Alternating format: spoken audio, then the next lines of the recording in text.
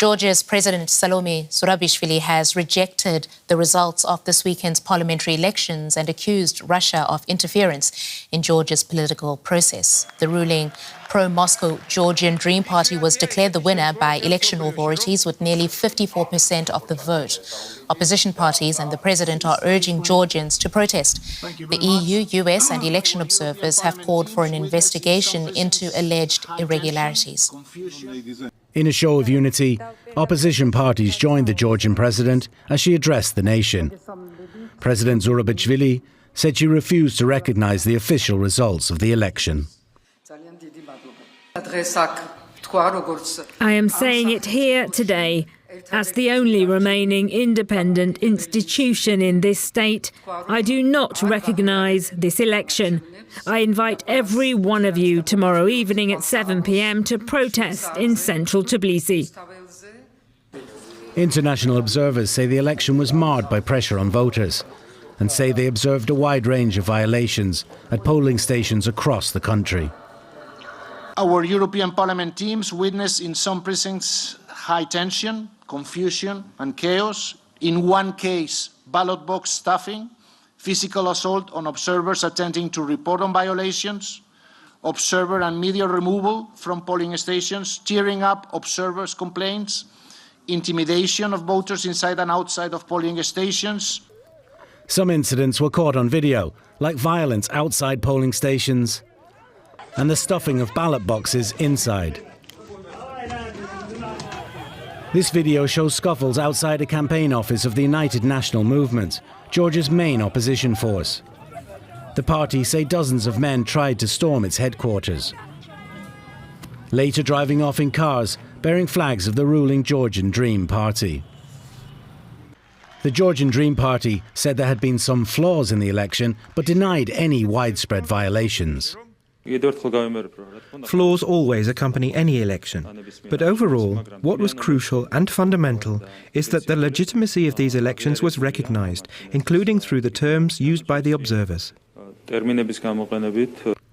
Some opposition members have already renounced their parliamentary mandates in protest at the election result and are calling for full-scale civil disobedience.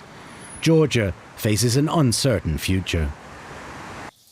And now we will cross live to the Georgian capital, Tbilisi, where DW's Riga Bureau Chief Yuri Resheto is at the office of Georgia's President Salome Zourabichvili. Yuri, it is over to you. Yes, once again, I'm joined by the President of Georgia, Salome Zourabichvili. Thank you for taking your time to talk to us. Once again, international observers have reported several concerns about the election process, but have not gone as far as calling the outcome fraudulent. Why do you still not recognize the election results? Well, first of all, the international observer missions do not condemn the legality of elections so close to the elections. They still have a lot to receive as information.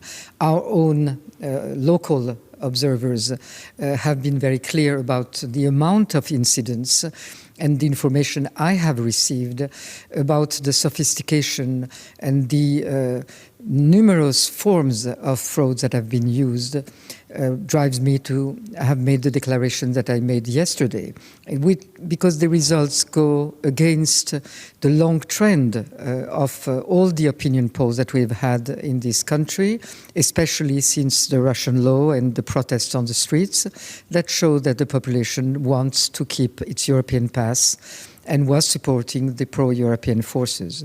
So this is an election that has been stolen, and I think that the Georgian people on the streets will confirm this judgment. The Georgian Dream Party has been ruling alone, but now it has to form a coalition. The opposition says it won't work together with Georgian Dream. Wouldn't the opposition have more leverage on working with the Georgian Dream Party? You're kidding, I think. First of all, there is no intention of the Georgian Dream to form a coalition with anyone. They have a majority. They had hoped for the constitutional majority, and I think that explains the extent of the violations, that they were aiming at having 60% in order to carry on their program, which is to first impeach the president, then put the opposition forces in jail, and judge some of the opposition parties. I don't think that it's a program for a coalition. The coalition was a program of the pro-European forces. I was intending to form, together with the 4 pro-European parties, a technical government in order to facilitate the beginning of this coalition. That chance was not given by the ruling party, who would have kept in any circumstances a 30% position in the parliament and would have been a democratic opposition force. That's not the path they choose. They have chosen dictatorship and not democracy. The capital, Tbilisi, has remained calm since the election. Now you are calling for protests. What makes you sure people will answer your call? Well, you'll be here tonight. We can look at it together. What do you hope to achieve with this protest? I don't have to achieve anything. I've made my judgment clear. I think that it's the Georgian people that has to support this judgment, because they are the ones that have seen their votes being stolen. They are the ones that are driven by force into a regime that will be more like Russia rather than like a European democratic country. The people are going to leave if that is not reversed, and human rights and freedoms are going to be under great challenge. If peaceful protests don't achieve the goals, what then? Well, I cannot predict the future.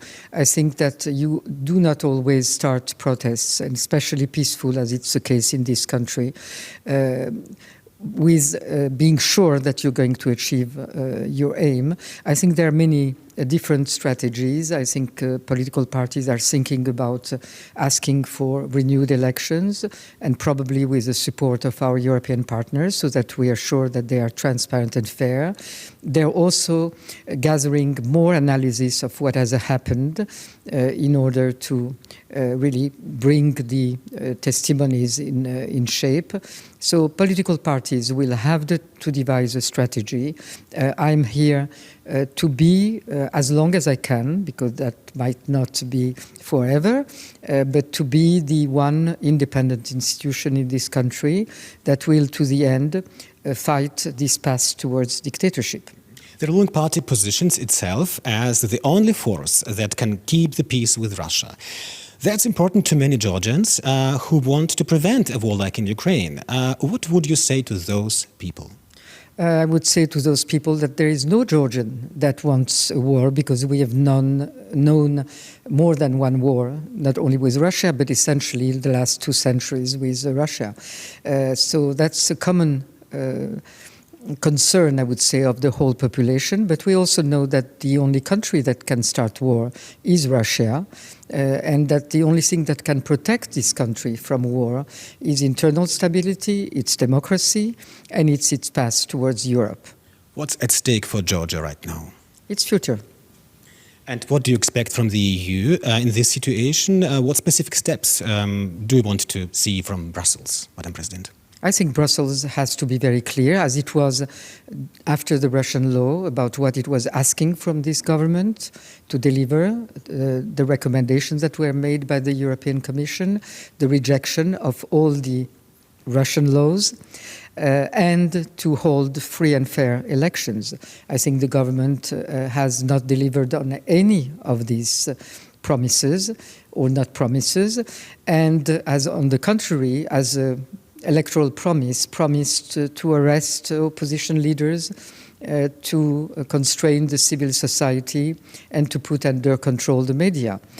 I don't think that it's something that is acceptable by European partners. And the very last question. Hungary's Prime Minister Viktor Orban is coming tonight. Hungary currently holds the presidency of the European Council. Orban has already congratulated the Georgian Dream on its election and victory. What's your take on this, on his visit?